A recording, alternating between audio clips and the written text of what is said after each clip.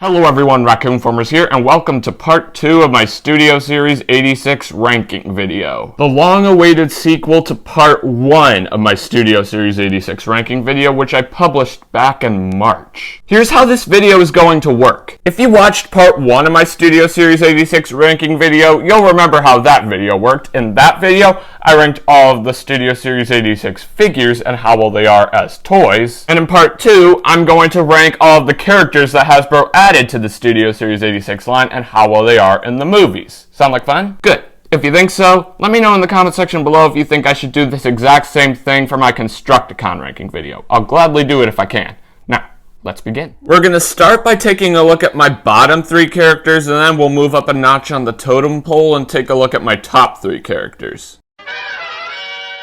Taking the 6th spot on my list goes to Cup, or as I like to call him, Sergeant Cup. Cup's definitely a fascinating character, but he's definitely my least favorite, without a doubt. The reason is because he's kinda grumpy and kinda mean too. He was especially mean to Hot Rod, who is technically like the hero of the 1986 film. I'm not gonna dive too deeply into that just in case you haven't seen the 1986 film, but Hot Rod is definitely the hero of that film. He's the protagonist, Unicron and Galvatron are the antagonists. But like I slightly mentioned in my periodic table of the Transformers t-shirt review, Cup was really mean to Hot Rod, and he said some really mean and rude comments to him. Here are some clips that show that.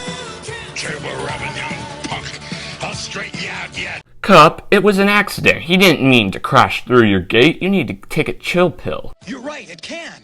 What do you know about it, lad? Jeezy crazy, Cup. You don't need to be so mean to Hot Rod. He's the hero of this film. He should get to have some good ideas. Not bad for an old-timer. Old-timer?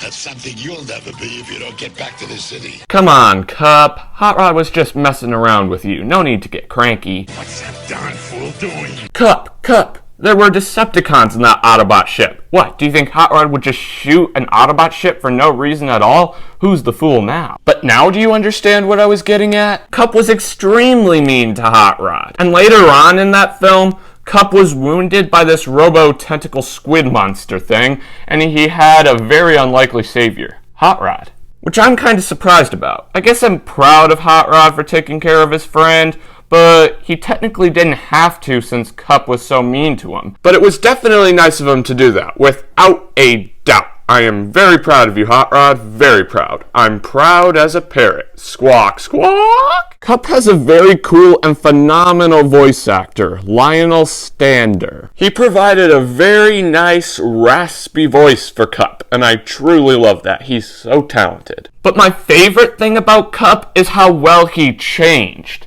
At the beginning of the film, he wasn't all that nice, and like I said, he bullied Hot Rod. But after Hot Rod saved Cup, they became besties. Cup kinda reminds me of Batman from the Lego Batman movie, cause Cup made a real big change and became a real nice guy, and Batman technically made a big change too. Cause in the Lego Batman movie, Batman felt like he could only work alone. But at the end of the film, he made a big change and decided that it was cool to work with people, like Batgirl, Alfred, and Robin. So Cup's story and Batman's story really do seem alike, and I find that really interesting. Overall, Cup is a pretty decent character. He's just my least favorite. Taking the 5th spot on my list goes to Jazz. Not the music genre that Joe Gardner from Disney Pixar so really likes, I mean the Transformer character of the same name. Jazz is definitely an awesome character, even though he never actually played jazz music in G1. Imagine how hilarious that would be. A giant cybernetic robot-looking alien playing jazz instruments. It's making me laugh just thinking about it. But yeah, wouldn't that be so funny and so hilarious? But let's stop talking about fiction, stuff that isn't real about Jazz. Let's start talking about some non-fiction, some real stuff about Jazz. For example, one of my all-time favorite things about Jazz is how he transforms into a real-life car just with some subtle G1-ish qualities to it. He literally transforms into a G1-ish styled Porsche. Yep. That car that you see before you is definitely a G1-ish Porsche. How cool is that? I wonder how Hasbro was able to get a license to the Porsche. It must have been hard. but I'm really happy that they were able to do that for Jazz's vehicle mode. But I know what you're thinking. Raccoon-Formers, if Jazz is such a cool character, why is he ranked so lowly on this list? Well, audience, I'm glad you asked. The reason why he's ranked so low somewhat ties in to him looking really cool. If you have a real cool character, you'd probably want it to actually appear in whatever franchise it's from a lot. But Jazz did not appear in the 1986 film that much at all. Jazz was only in the 1986 film for the first 30 minutes or so, and then he was captured along with Cliffjumper when Unicron devoured Moonbase 1. Then he was absent throughout the rest of the movie. He never actually appeared in the movie again until the very end when Hot Rod's team came to rescue all the Autobots from inside of Unicron during the Battle of Unicron scene, if you will. And it's not just Jazz either. Almost all of the original Transformer characters were either killed off or captured and absent throughout the 1986 film. Optimus was killed off in the first 20 minutes, kinda redonkulous. Ratchet was killed off, Ironhide was killed off, Bumblebee was captured, Jazz was captured, and Spike Wiki was captured. And it's the same case for the Decepticons. All the major Decepticons were killed off as well. Megatron and Starscream were killed off, Thundercracker and Devastator were killed off, all of them. But I think I understand why they did that. Back when G1 was released, way back then, they made money off of certain Transformer characters like Optimus, Bumblebee, Ratchet, Ironhide, Megatron, Starscream, Thundercracker, and Devastator.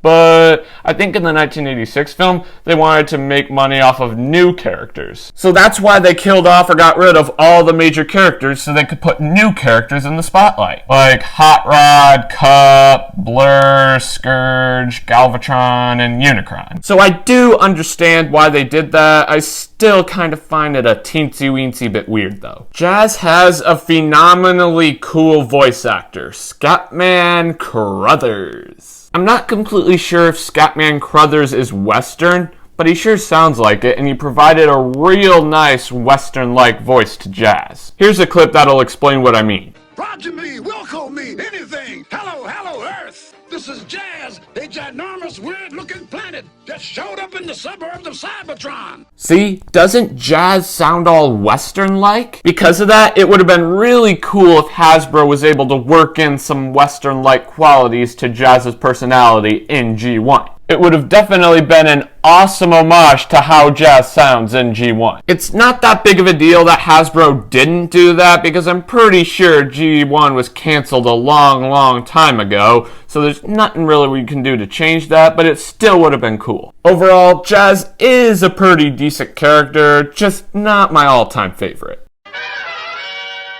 Taking the fourth spot on my list goes to Scourge.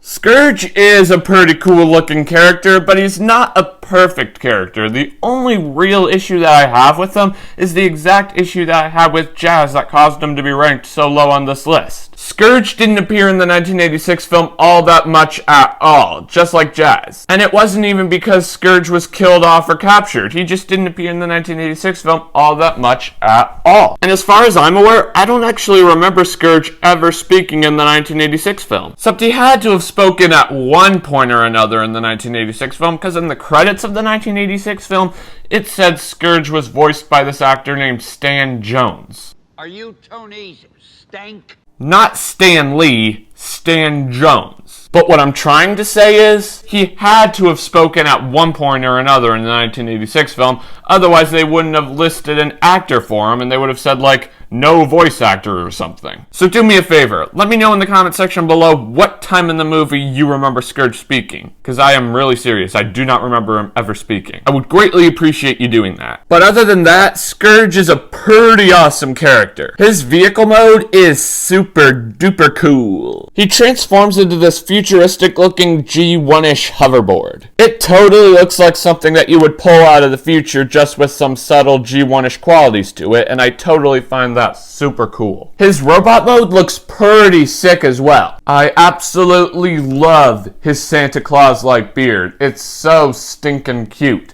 which is definitely saying something considering Scourge is a villain and villains aren't really meant to be cute. And his little red buggy eyes with no pupils totally make him look like an evil villain, which totally makes sense considering Scourge is an evil villain. But overall, Scourge is an okay character. It just would have been nice if he appeared in the 1986 film a teensy-weensy bit more. Alrighty, McTidy, we've just taken a look at the bottom 3 characters that Hasbro added to the Studio Series 86 line. Now, let's move up a notch on the totem pole and take a look at my top 3 characters that Hasbro added to the Studio Series 86 line.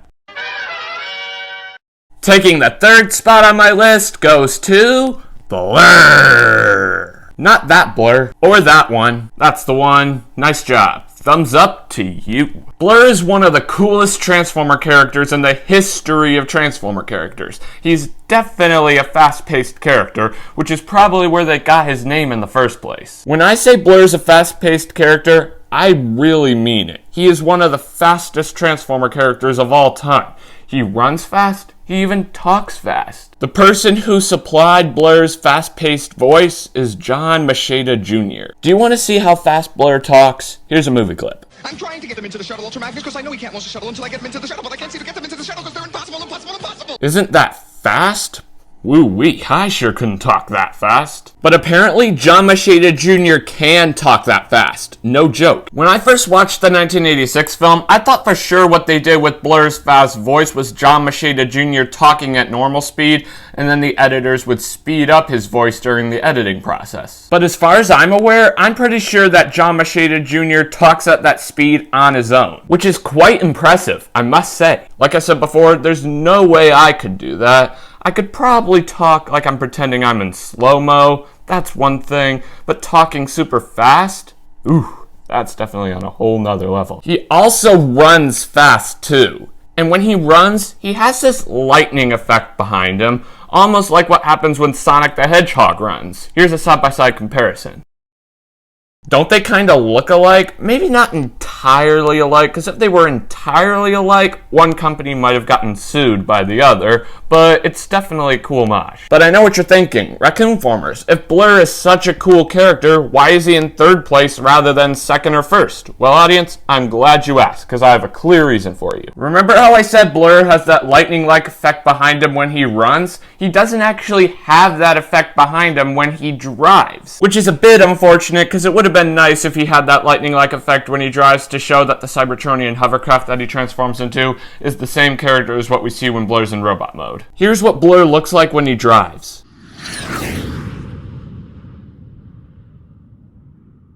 See? No lightning effect. Maybe to help them add that lightning effect, maybe they could have made Blurr transform into a faster car. And I think I have an idea of one. Have you ever played the game Car Crushers 2 in Roadblocks? One of the most expensive cars in that game drives at 763 miles an hour. Maybe they could have made Blurr transform into one of those cars just with some G1-ish qualities.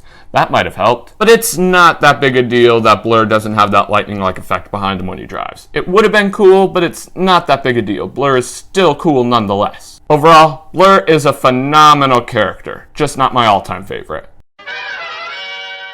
Taking the 2nd spot on my list goes to Grimlock. Grimlock is one of my favorite characters of all time. He's not just one of the coolest characters of all time, he's one of my favorites. One of my favorite things about Grimlock is how he talks. He talks super funny and he's super entertaining in the 1986 film. And who supplied that very entertaining voice for Grimlock? None other than Greg Berger. Or B-E-R-G-E-R. I'm not exactly sure how you pronounce it. Greg Berger was the perfect person to voice Grimlock. The all-time perfect person. He made Grimlock so funny and so entertaining in the 1986 film. I just love him. Here are some of Grimlock's best moments. Tell Grimlock about Petro rabbits again. Me, Grimlock, no like you. Shout it out loud!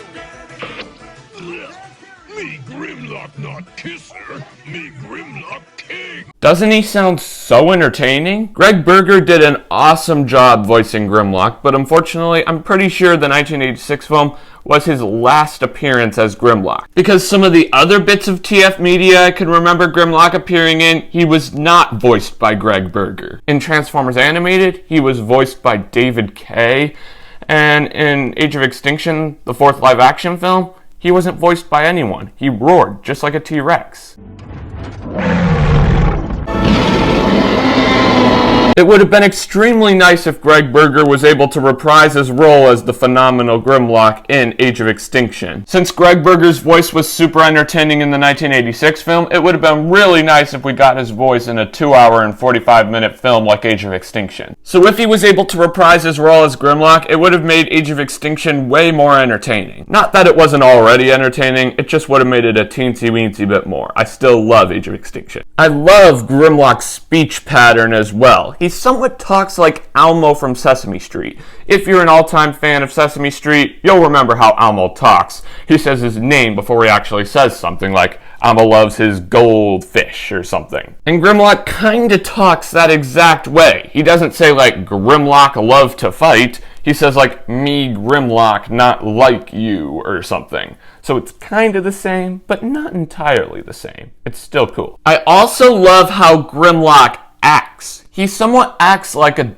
playful dog. All the Dinobots kind of do. I almost think the Dinobots are almost like the Autobots' pets, because they're animal-like Transformers that sometimes are incapable of taking care of themselves. Dinobots, not pets. Sorry, Grimmy, you might think Dinobots aren't pets, but you sure act like them. It's a free country. You have your opinion, I have mine. But back to the point. Dogs in real life sometimes act hostile to intruders, but sometimes they're really calm cuddling up on your lap or something, and the Dinobots are kind of like that in the 1986 film. Sometimes they're hostile and protective of the Autobots when protecting them from Decepticons, like in this one scene where they were protecting the Autobots shuttle from Galvatron and the Decepticons. Here's that scene.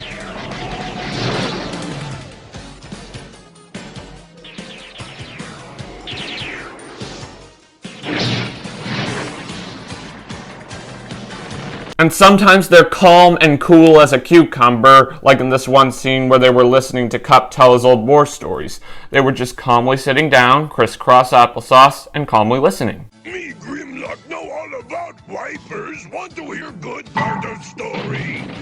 Good part, Cup. Tell Swoop good part. Well, maybe not entirely calm. But one of my favorite scenes of Grimlock, and definitely the most animal-like scene of Grimlock, is this one scene where they boarded the Autobots shuttle, and Cup went over to the cockpit and sat down along with Hot Rod, and as soon as Cup sat down, Grimlock stuck his head up into the cockpit just like a dog, and Cup had to push his face back into the back seat. Here's that scene. This reminds me of the battle on Alpha 9. The Petro Rapids were...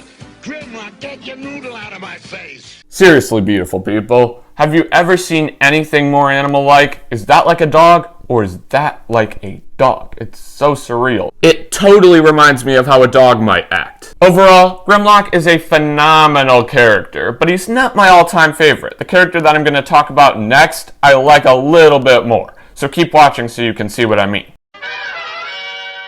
Taking the first spot on my list goes to Hot Rod. This was actually a very tough decision. It was very tough for me to decide if Hot Rod should take first place or if Grimlock should. But then I finally decided that Hot Rod should. And I have a few reasons behind why that is. First, he has a very cool voice actor, Judd Nelson. He provided a very nice, chill voice for Hot Rod, and I truly love that. He's so cool. The only time I can remember Hot Rod making a debut in the live-action franchise is in Transformers The Last Knight. But for whatever reason, they didn't show any sign of him being Rodimus Prime like how he is in G1. He was just one of Bumblebee's old war buddies. In The Last Knight, he was voiced by Omar Sy. It would have been nice if Judd Nelson was able to reprise his role because Judd Nelson did an awesome job voicing Hot Rod, but Omar Sy did a good job as well. Both actors did a phenomenal job voicing the character. But one of my favorite things about Hot Rod is his transformation. I don't normally pay attention to a Transformer's transformation, But Hot Rod's transformation really caught my eye. It's so smooth and subtle and super transformy. Here's some movie clips that'll explain what I mean. See, doesn't his transformation seem so satisfying and transformy?